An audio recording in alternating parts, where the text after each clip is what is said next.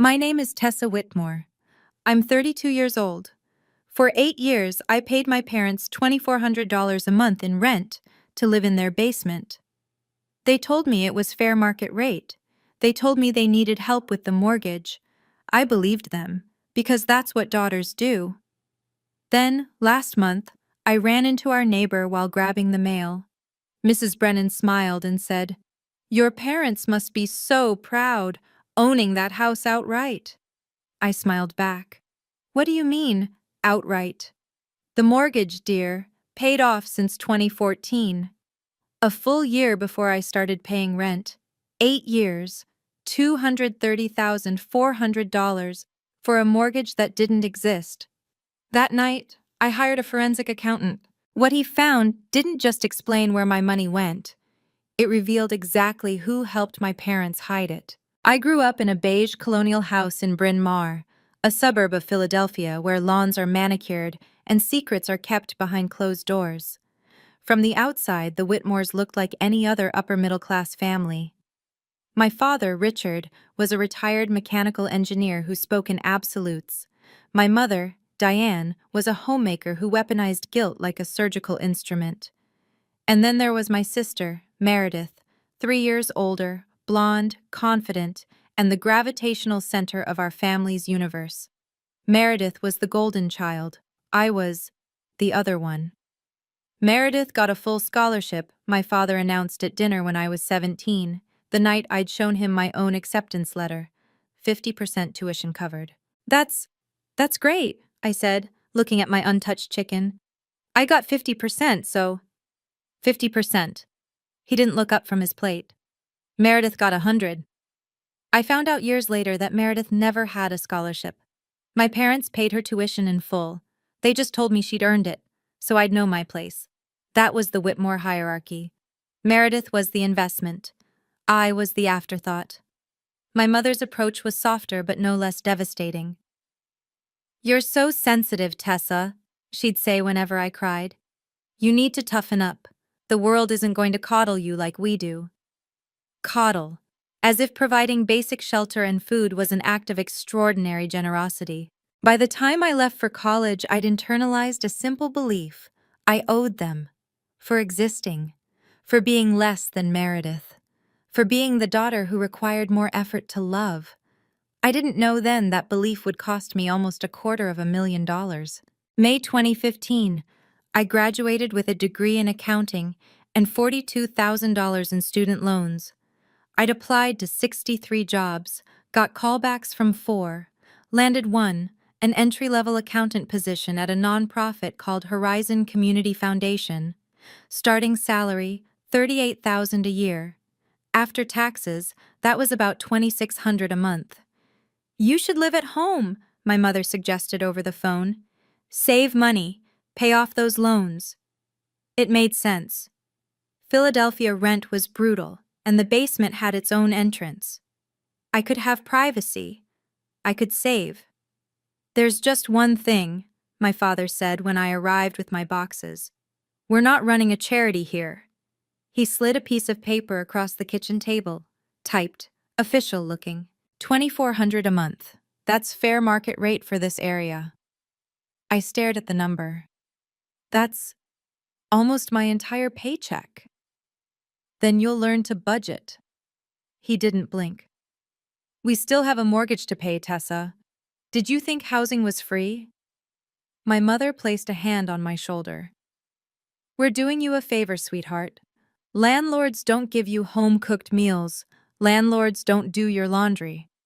She didn't do my laundry. I did my own laundry in the basement. But I didn't say that. I signed the paper. I set up automatic payments from my checking account. $2,400, the first of every month, memo line, rent. I told myself it was temporary. A year, maybe 2. I'd pay down my loans, build my savings, and move out. 8 years later, I was still there. And every single one of those automatic transfers was time-stamped, documented, and waiting in my bank records. I just didn't know yet how much that paper trail would matter. The years blurred together like highway mile markers. I worked. I got promoted. Entry-level accountant became senior accountant. became finance officer. My salary climbed from $38,000 to $72,000. I learned grant compliance, audit procedures, nonprofit tax law. But my rent never changed. Inflation, my father said when I suggested a reduction. You're lucky we're not raising it. Meanwhile, Meredith flourished. She became a CPA at a mid-sized firm, then went independent. She bought a condo in Center City, a condo our parents put down the deposit for. Meredith works so hard, my mother said.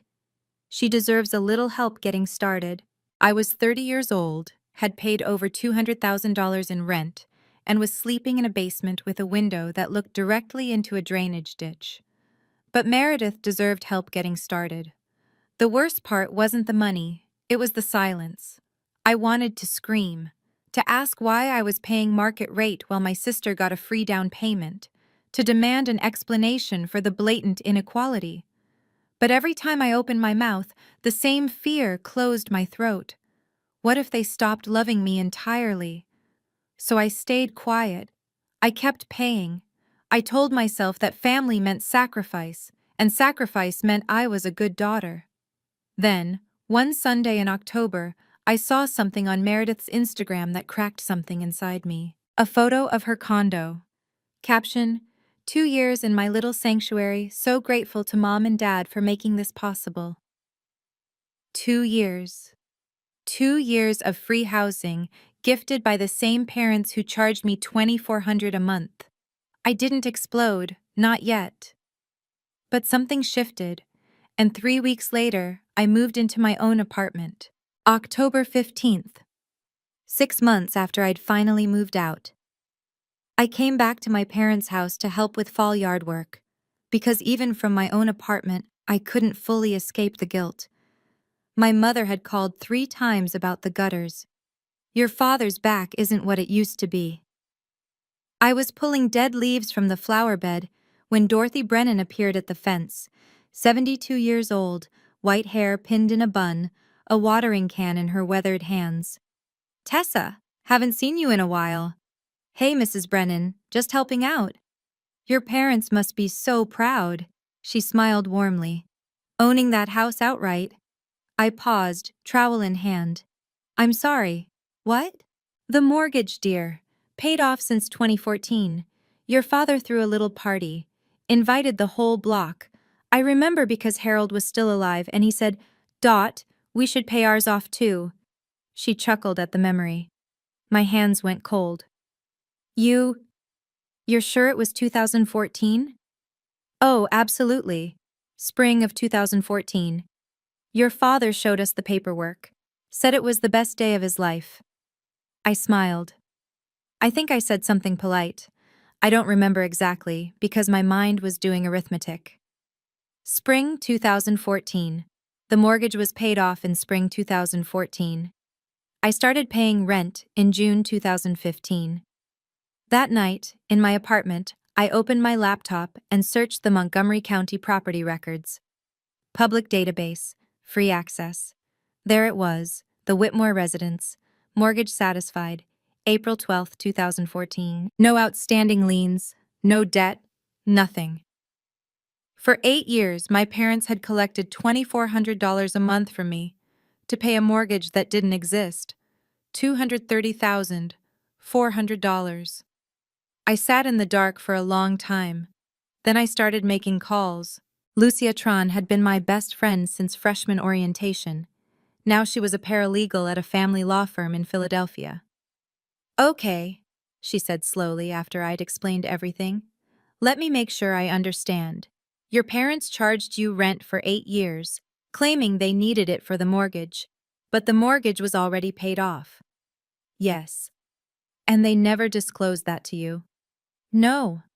Tessa, she exhaled, that's not just morally disgusting. It might be tax fraud. I blinked. What? Rental income. If your parents collected over $200,000 in rent, they were supposed to report it to the IRS. If they didn't, she let the implication hang. But it's family. Does that matter? A transaction is a transaction. The IRS doesn't care if you're renting to your daughter or a stranger. She gave me a name. Marcus Webb, forensic accountant, specializes in family financial disputes. 3 days later, I sat in Marcus's office in King of Prussia. He was a black man in his 50s with reading glasses and a voice like gravel wrapped in velvet. I handed him a folder. 8 years of bank statements. Every transfer is documented. Memo says rent. He flipped through the pages, pausing occasionally to make notes. And the property records, he asked? Downloaded from the county website. Mortgage satisfied in 2014. He looked up at me. Who prepares your parents' tax returns? The question hit me like a slap. My sister, I said quietly. Meredith, she's a CPA. She's been doing their taxes for years. Marcus removed his glasses and rubbed the bridge of his nose. Miss Whitmore, if your parents didn't report this income and your sister prepared those returns, he paused, you may have more leverage than you realize. The invitation arrived 3 days after my meeting with Marcus. Cream-colored cardstock, gold-embossed lettering. You are cordially invited to celebrate the engagement of Meredith Ann Whitmore and Bradley Harrison Ashford III, Briarwood Country Club, Saturday, November 18th, 6:00 p.m., Bradley Ashford. Old money.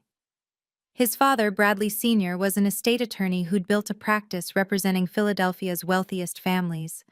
The Ashfords were the kind of people who had their wedding announcements in the society pages, and Meredith was marrying into them. My phone rang. Mother.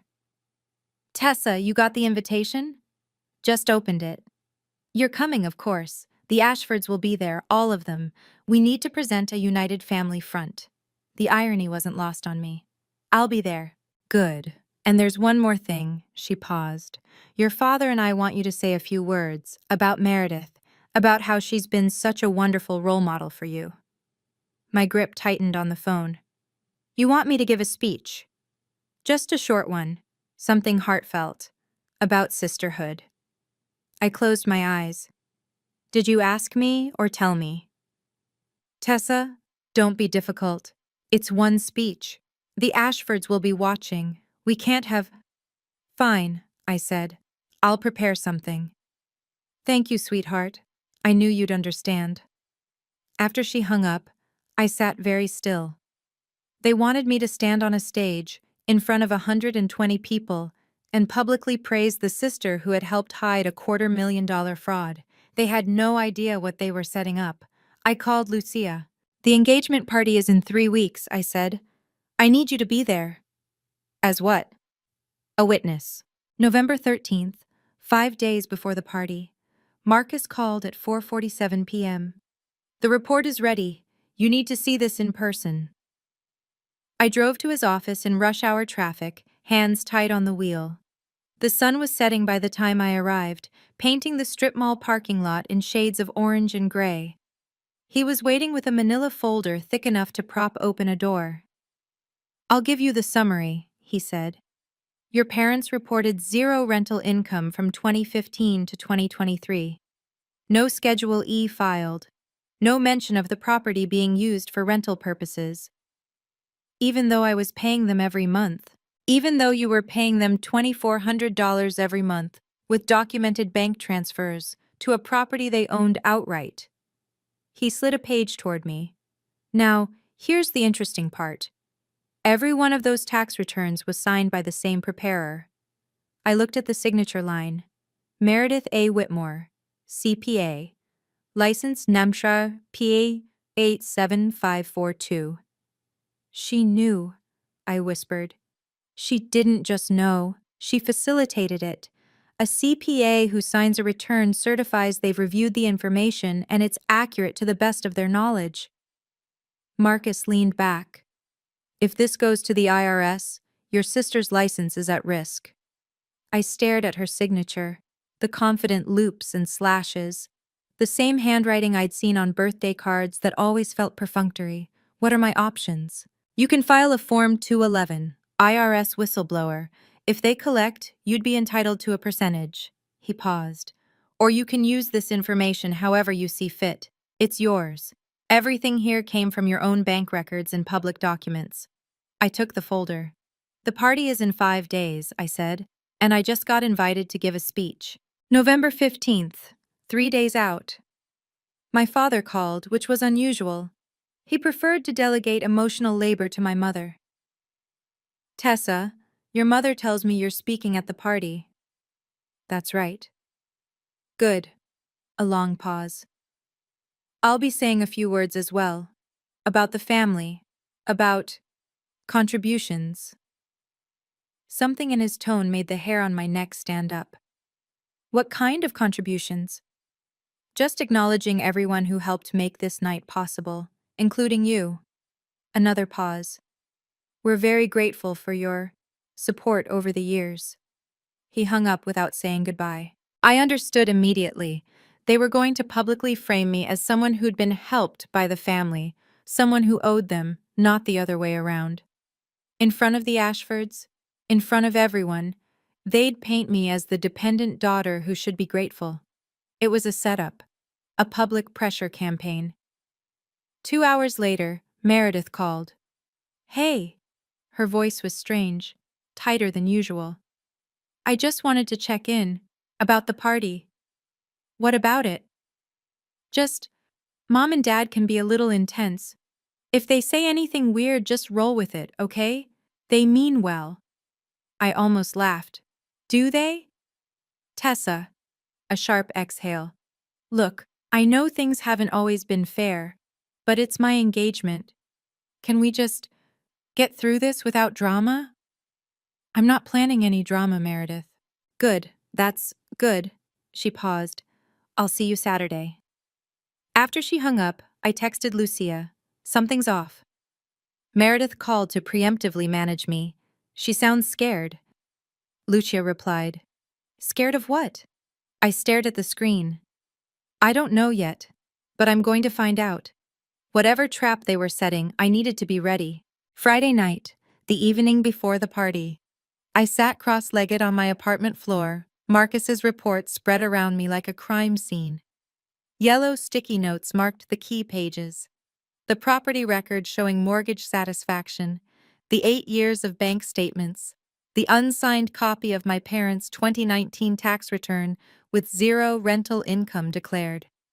Lucia had helped me game out scenarios.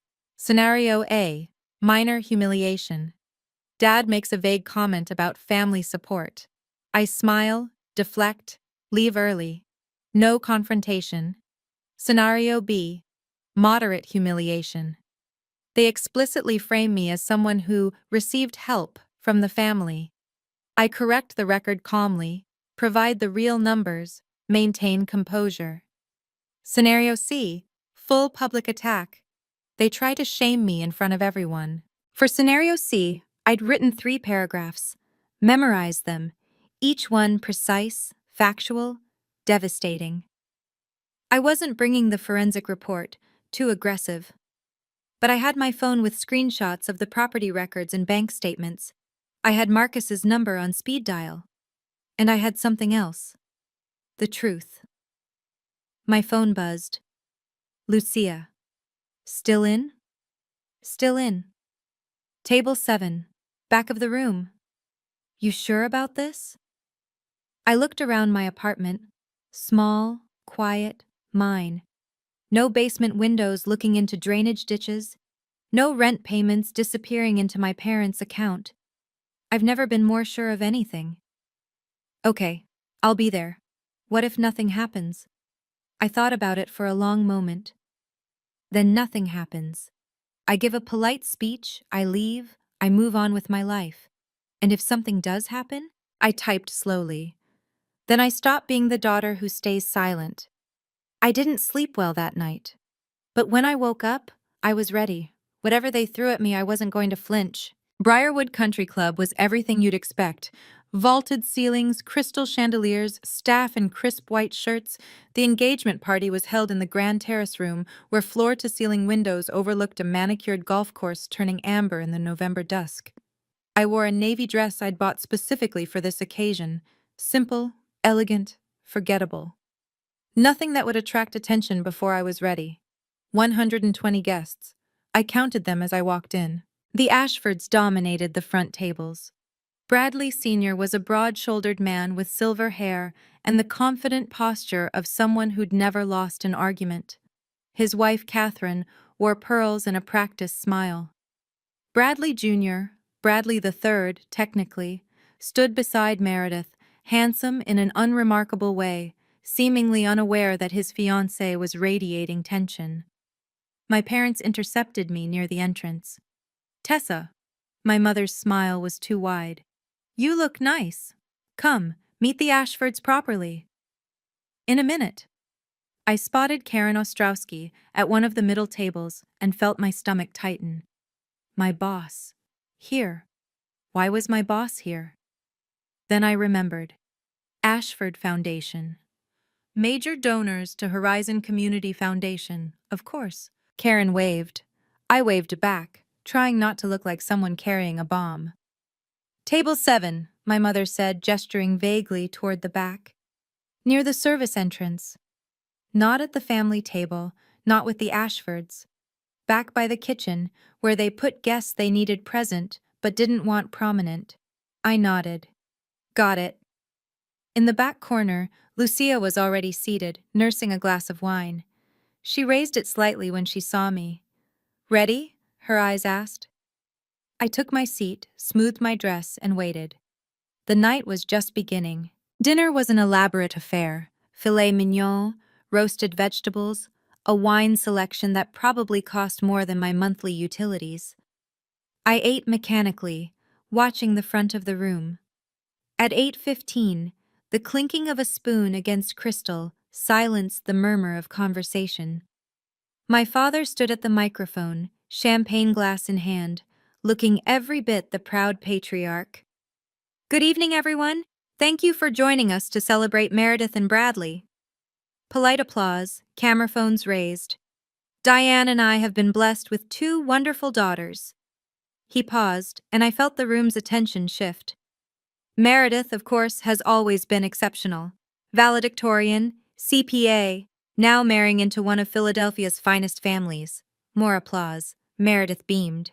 "But I also want to acknowledge our younger daughter, Tessa." My spine straightened. For the past 8 years, Tessa has lived with us, and during that time, she has contributed, significantly, to our household.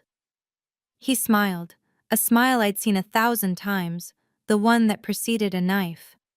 "We're very grateful for her financial support. It's allowed our family to thrive." I felt the room's eyes on me, sympathetic, confused, some pitying. Oh, the younger daughter still lives at home, and she helps pay their bills. How sad. He wasn't done. "As Tessa knows, family means sacrifice, and we hope that spirit of generosity will continue, especially as Meredith begins this new chapter." He raised his glass. "To family." "To family," the room echoed. I didn't move. My hands were clasped in my lap, very still. Bradley Sr. was watching my parents with an expression I couldn't quite read. Interest? Calculation? "Tessa," my father said into the microphone, "we'd love for you to come up and say a few words about your sister." The room turned to look at me. I smiled. I stood, and I walked toward the stage. Lucia's hand brushed my arm as I passed. "You okay?" I didn't answer. I was already calculating my next sentence. The microphone was cold in my hand. 120 faces, crystal chandeliers. The Ashfords in the front row, Bradley Sr.'s gaze locked on me like I was a witness on a stand. "Thank you, Dad." My voice was steady. Years of finance presentations had trained me for this. "And thank you all for being here tonight."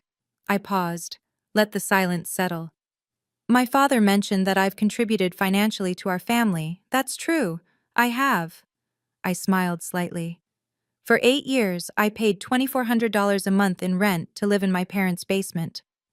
A murmur rippled through the room. "If you do the math, that's $230,400. I watched my father's smile freeze. "I paid it because my parents told me they needed help with the mortgage. They said it was fair market rate, and I believed them." My mother's face had gone the color of old paper. It wasn't until recently that I learned something interesting. I kept my voice conversational, almost casual. According to public property records, available to anyone with internet access, my parents paid off their mortgage in April of 2014. Silence. That was a full year before I started paying rent. I let that land, watched it ripple through the room like a stone dropped in still water. I'm not saying this to ruin anyone's evening. I'm saying it because my father just implied that I owe this family something, that I should continue to support them. I met his eyes directly. And I want everyone here to know the truth. Bradley Sr. stood up. His voice carried across the room without a microphone. You're saying you paid over $200,000 in rent for a property with no mortgage? Yes. And you have documentation? 8 years of bank statements, every transfer time-stamped. He turned to look at my parents, at Meredith. The room had become very, very still. My father grabbed the microphone from the stand. Tessa, what are you doing? His voice cracked. This is your sister's engagement party. My mother rushed toward the stage. She's confused. She's had a difficult year, work stress, you know how it is. I'm not confused. I kept my voice level. And I haven't had work stress. I'm a finance officer. I understand numbers very well. This is a private family matter. My father's face was reddening. You're embarrassing yourself. You brought it up publicly. I didn't raise my voice. You stood at this microphone and implied I owed you something. I'm simply providing context. Meredith finally spoke. She was still seated, but her voice carried across the silent room. Tessa, have you been drinking? I almost laughed. I've had half a glass of wine. You can check with the server. Richard. Bradley Sr.'s voice cut through the chaos.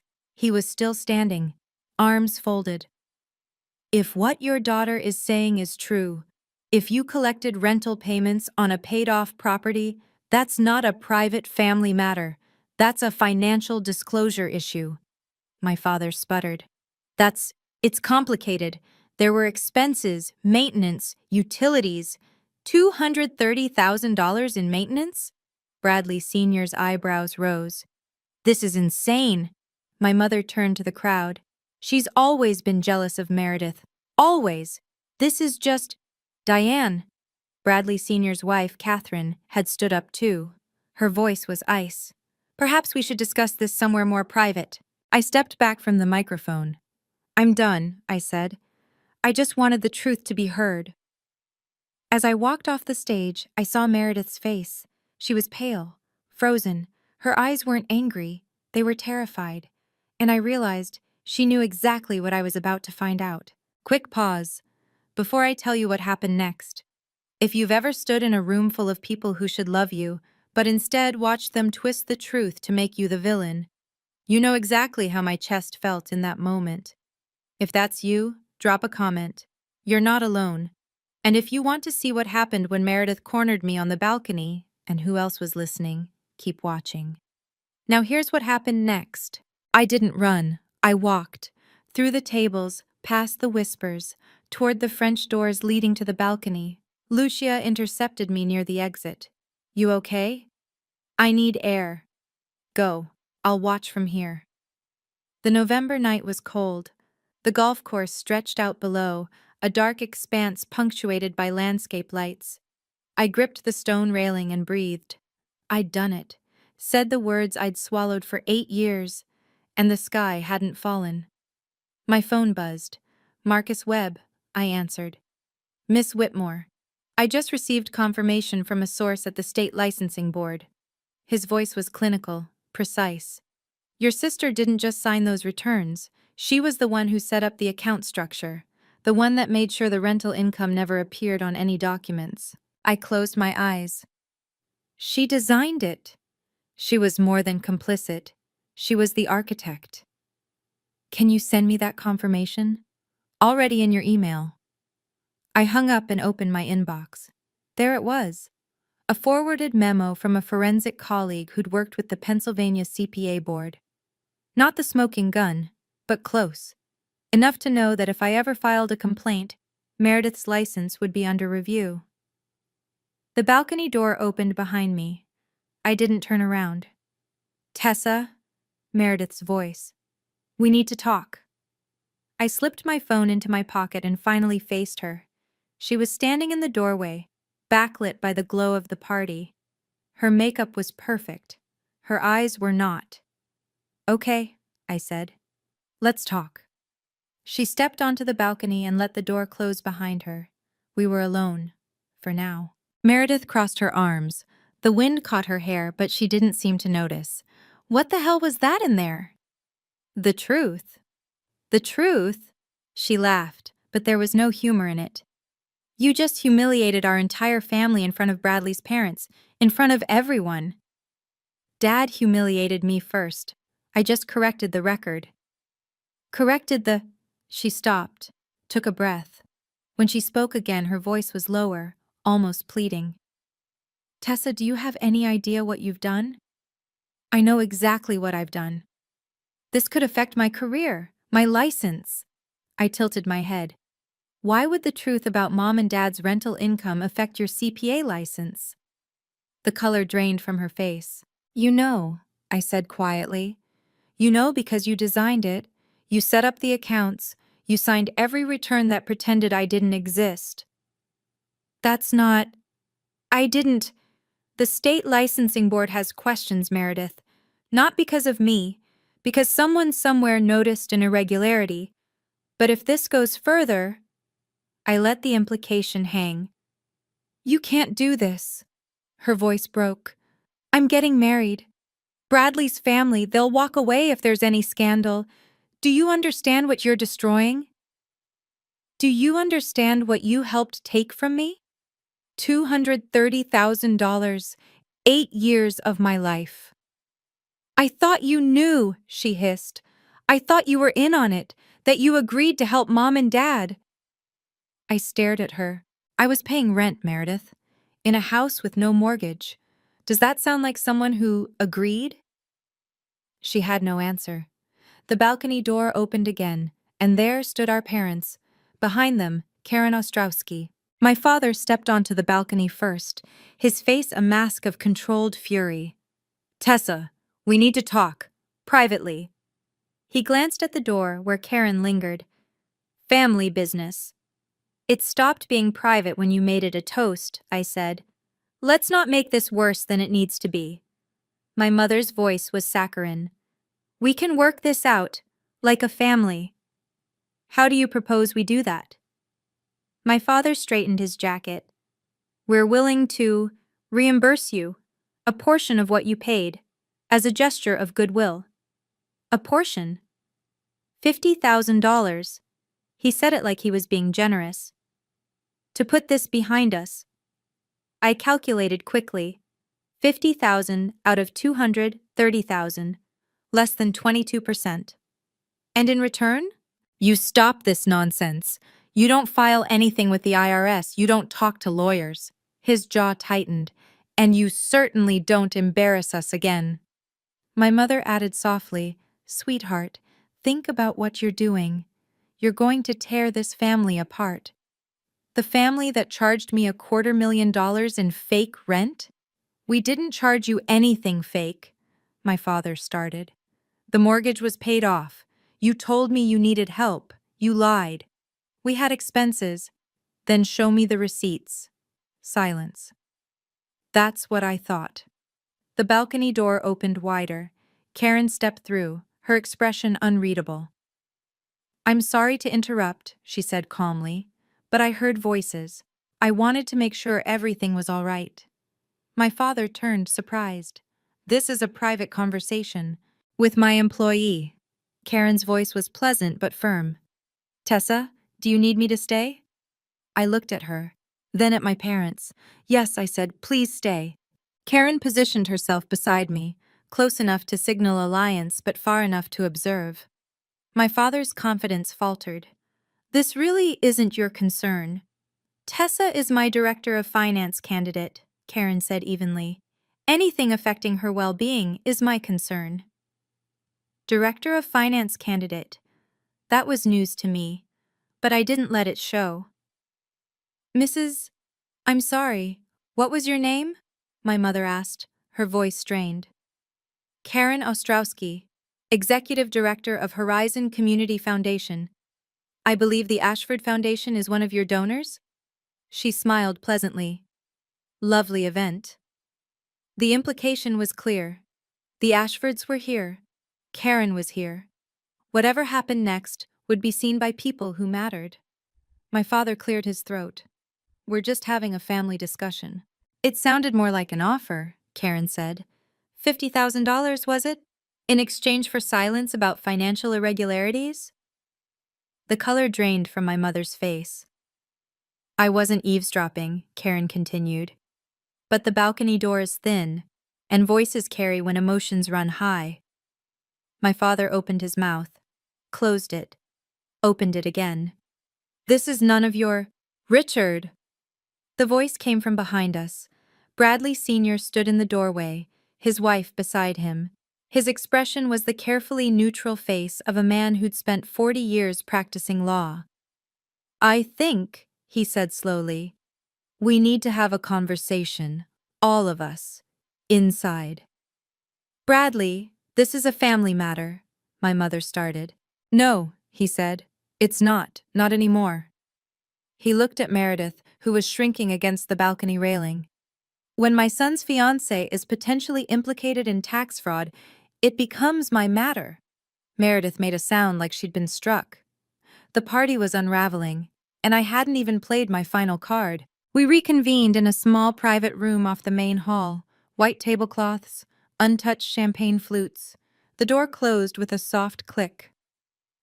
Bradley Sr. stood at the head of the table. No one had asked him to take charge, but no one questioned it either. Let me understand the situation.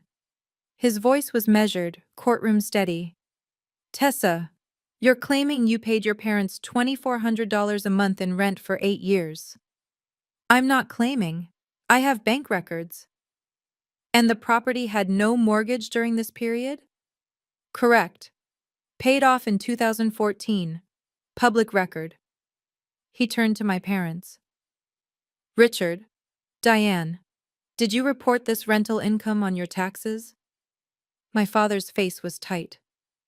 That's a private matter. It's a yes or no question. Silence. Bradley Sr.'s expression didn't change, but something shifted in his eyes. He turned to Meredith. Meredith, you're a licensed CPA.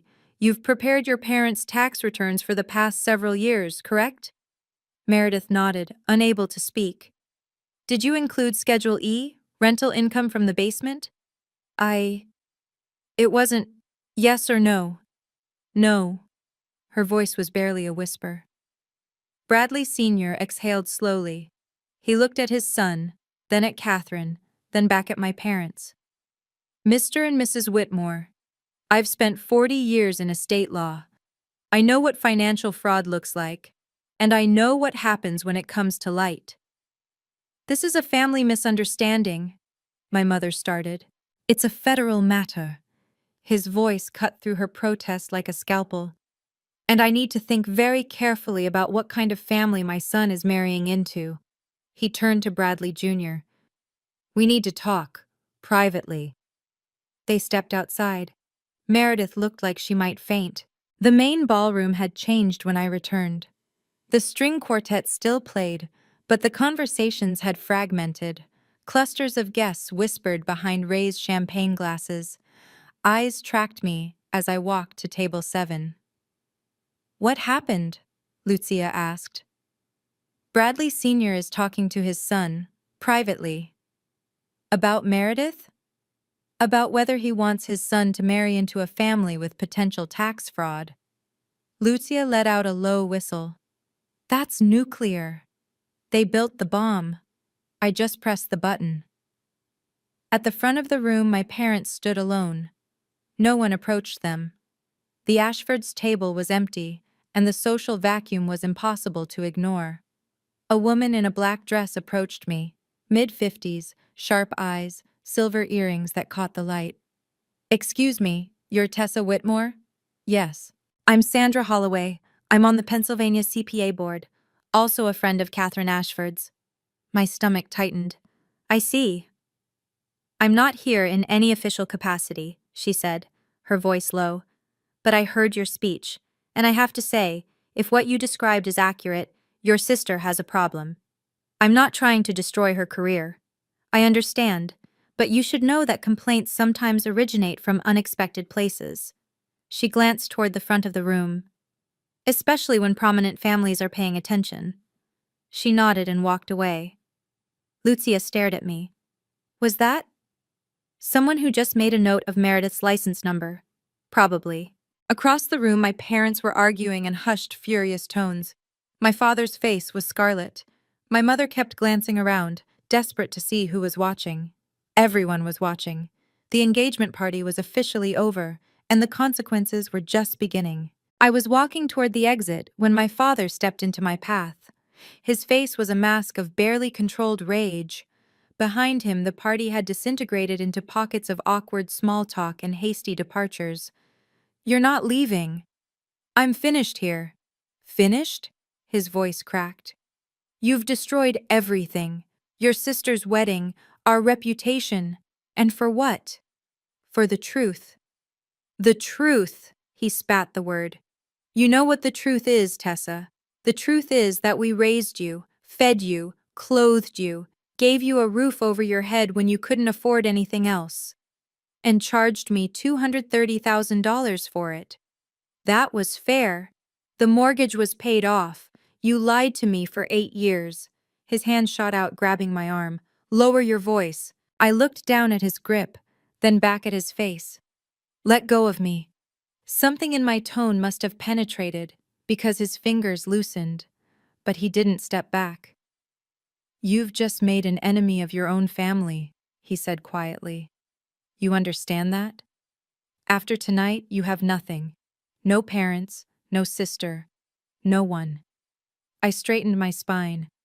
I haven't had a family in a long time. I've had landlords who called themselves parents. How dare! All communication from this point forward goes through my attorney. His face went slack. Attorney? You're threatening to sue us? I'm protecting myself. I pulled my arm free. Something I should have done years ago. Karen appeared at my elbow. Tessa, the car's waiting. I looked at my father one last time. The man who'd taught me that love was conditional, that my value was measured in dollars, that silence was the price of belonging. Goodbye, Dad. I walked out. I didn't look back.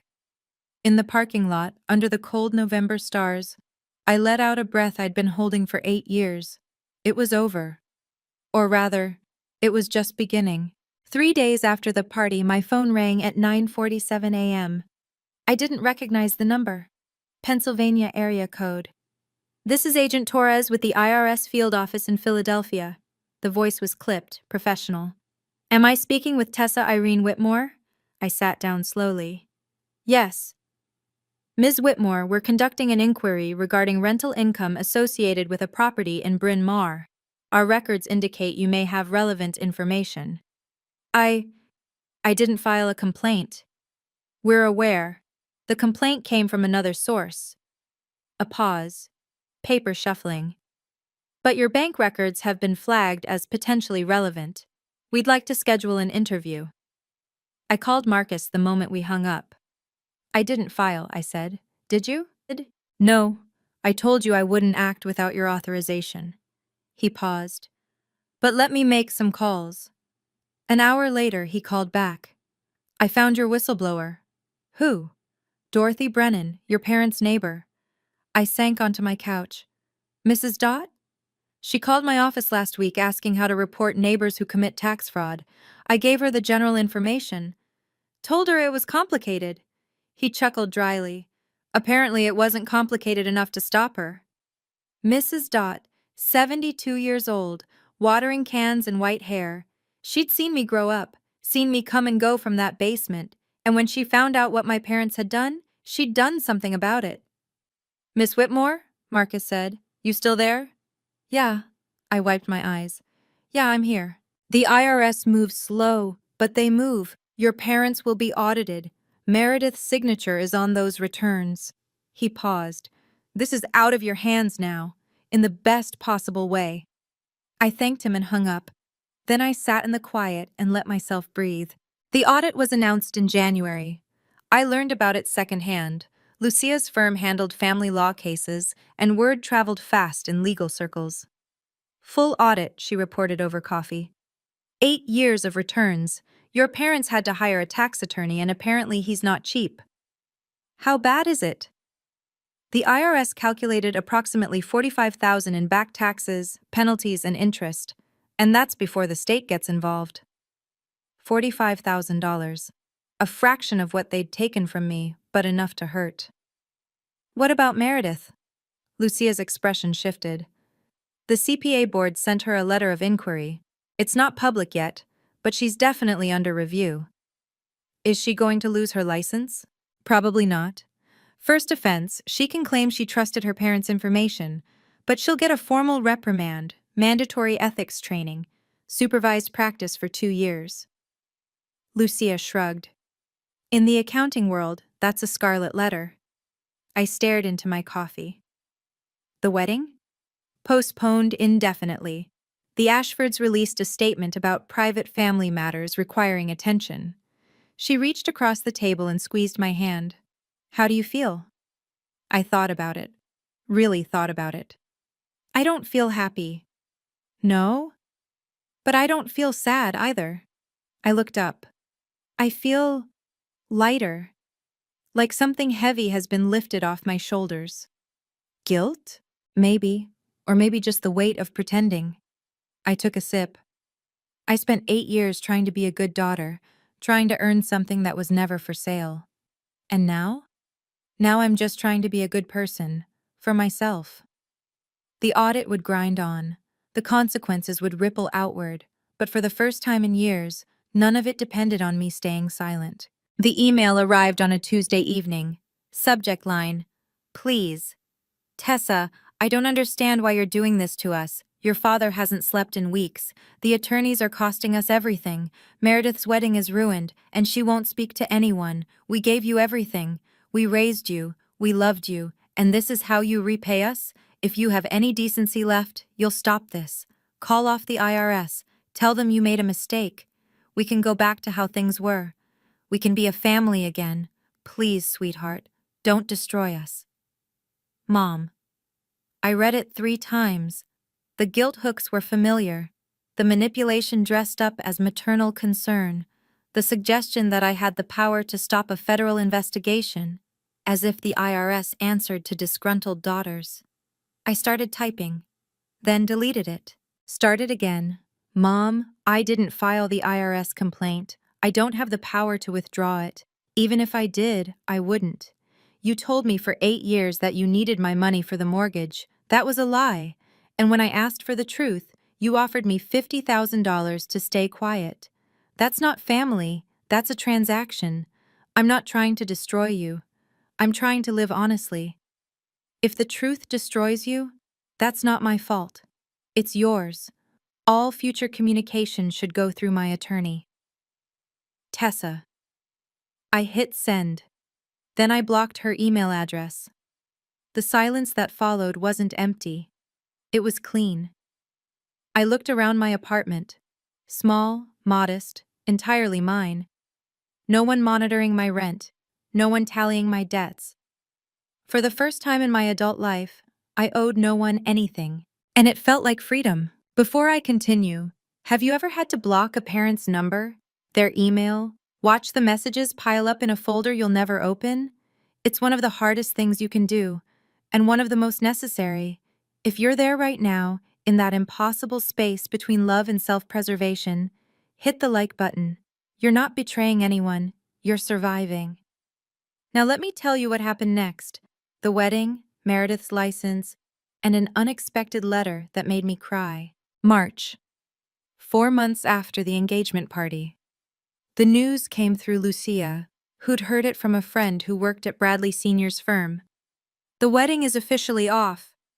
I set down my coffee. Officially? Bradley Sr. sat Meredith down last week.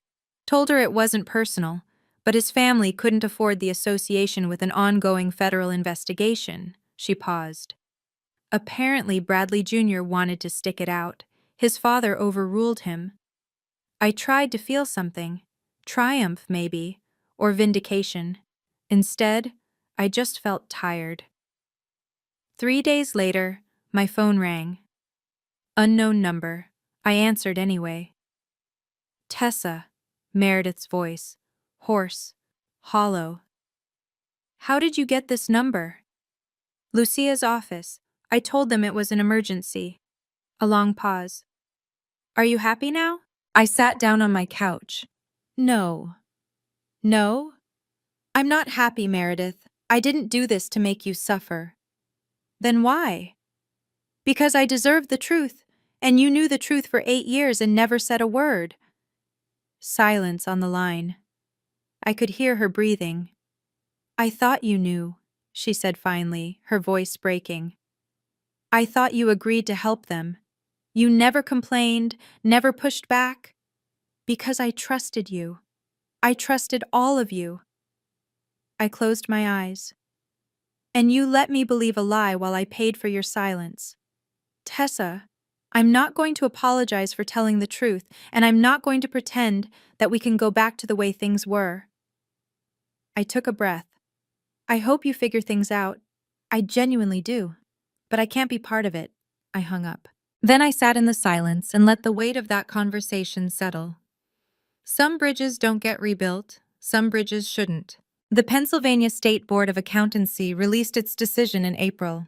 I received a copy because I'd been listed as an informant, technically accurate, even though I hadn't filed the original complaint. Marcus forwarded the document with a brief note. This is public record now. The findings were clear.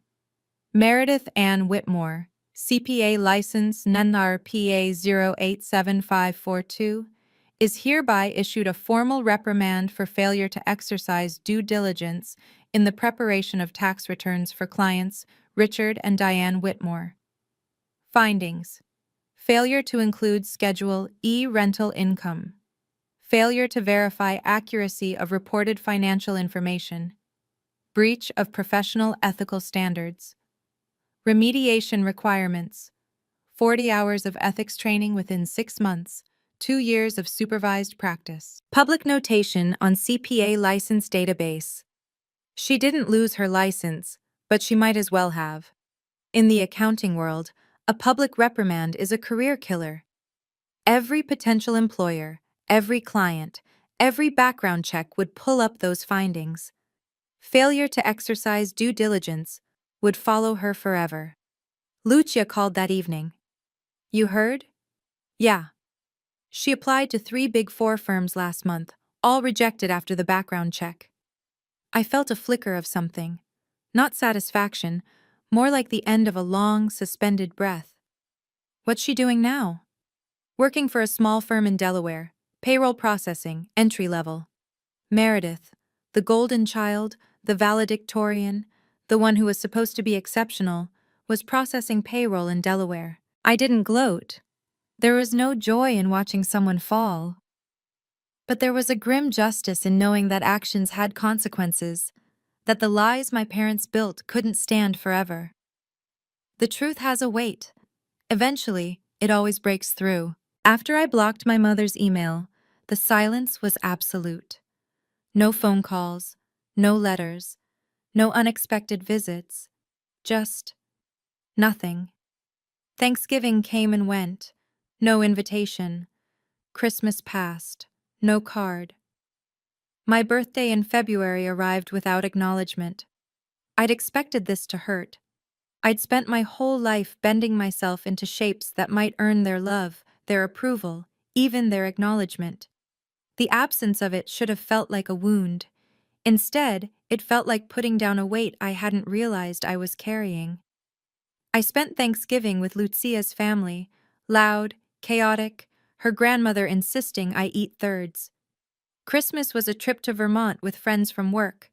My birthday was dinner at a small Italian restaurant, just me and Lucia and 2 bottles of wine. You okay? Lucia asked, watching me stare at the candle on my tiramisu. Yeah, Better than okay, actually. You don't miss them? I thought about it, really sat with the question. I miss who I thought they were, who I wanted them to be. I blew out the candle. But I don't miss who they actually are. That's growth. Is it? Or is it just survival? Lucia shrugged. Maybe they're the same thing. The weeks turned into months. The audit concluded. My parents paid their penalties. Meredith moved to Delaware. The Ashford engagement became a cautionary tale in certain Philadelphia social circles. And I built a life. A small life, maybe. Quiet. Unremarkable by any external measure. But mine.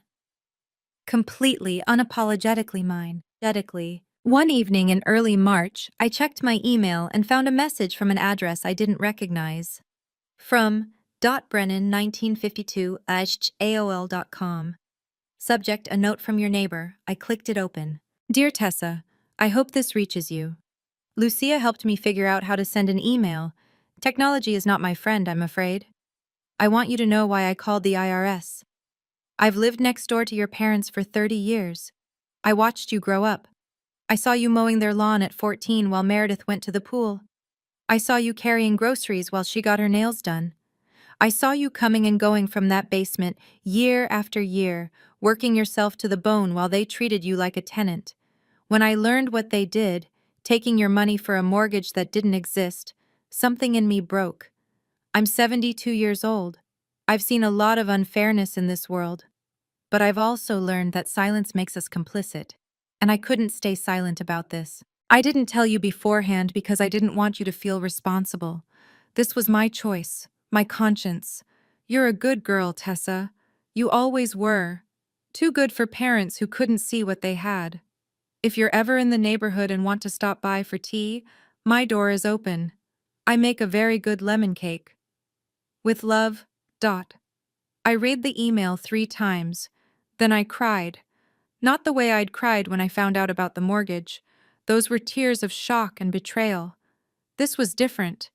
These were the tears of someone who'd been seen, someone who'd been quietly witnessed all along. I typed a reply. Thank you, Mrs. Brennan. I would love to come for tea. She responded within the hour. Wonderful. This Sunday? 2 o'clock? I said yes. Some families are born, others are found. Sometimes they find you first. Karen called me into her office on a Tuesday morning. I walked in expecting a routine check-in. Instead, she gestured to the chair across from her desk with an expression I couldn't quite read. Close the door. I did. The board met last week, she said. We've made a decision about the director of finance position. I kept my face neutral. I'd applied 3 months ago, but the process had been slow, complicated by budget concerns and organizational restructuring.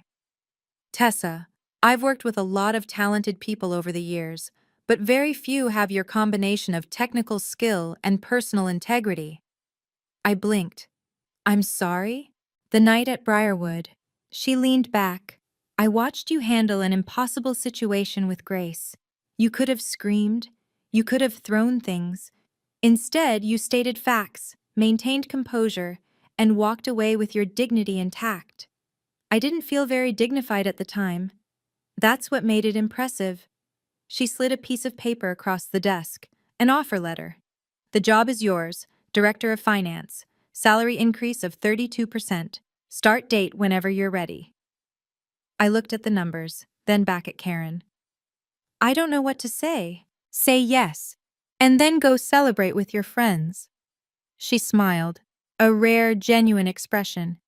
You've earned this, Tessa, not because of what happened with your family, but because of how you've handled yourself through all of it. I signed the letter. Walking out of her office, I felt something I hadn't felt in years. Pride. Not the desperate, performative pride of trying to earn approval, just quiet, solid pride in who I'd become. The girl who used to live in a basement was going to be a director. Some comebacks don't need an audience. 1 year later. I'm writing this from my apartment. The same small one I moved into when I left my parents' basement, though I've finally hung some pictures and bought a real couch.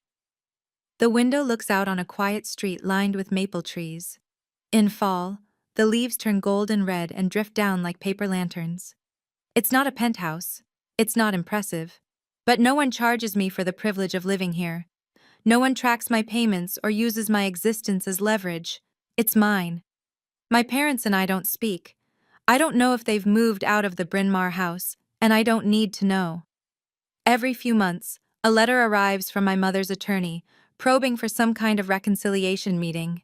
I forward them to my lawyer. She sends back polite declinations. That's my financial boundary. Nothing flows between us anymore. No money, no favors, no obligations. That's my contact boundary. Everything goes through attorneys. If there's ever a genuine emergency, Lucia will find me. Meredith sent one email, 3 months ago. Tessa, I'm not angry anymore. I think I understand now. I just wish things had been different. I'm not asking for forgiveness. I'm just saying that I'm sorry. Your sister, if you still want me to be, Meredith. I haven't replied. Not because I'm cruel, but because I don't know what to say yet. Maybe someday, maybe not. And that's okay. I have dinner with Mrs. Dot every Sunday. Lemon cake and tea and stories about the neighborhood I grew up in, seen through kinder eyes than my parents ever offered. I have a job I love, friends who've seen me at my worst and stayed anyway. I have peace. For 8 years, I believed that love meant endless sacrifice. That family meant accepting whatever was given, no matter how painful. That boundaries were selfishness disguised as strength. I was wrong. Boundaries aren't walls, they're windows. You choose when to open them. You choose who deserves the view. I'm not a scapegoat anymore. I'm not a basement tenant or a revenue stream or a cautionary tale. I'm just Tessa, and that's more than enough. If you made it this far, thank you, truly.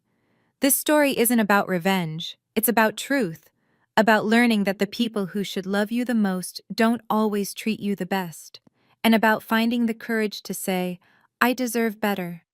If you're still in your basement, literal or figurative, I hope this gives you hope. You're not asking too much. You're not being selfish. You're being human. Subscribe if this story meant something to you, and check the description for another story about a woman who discovered her fiancé had 3 hidden bank accounts. Until next time.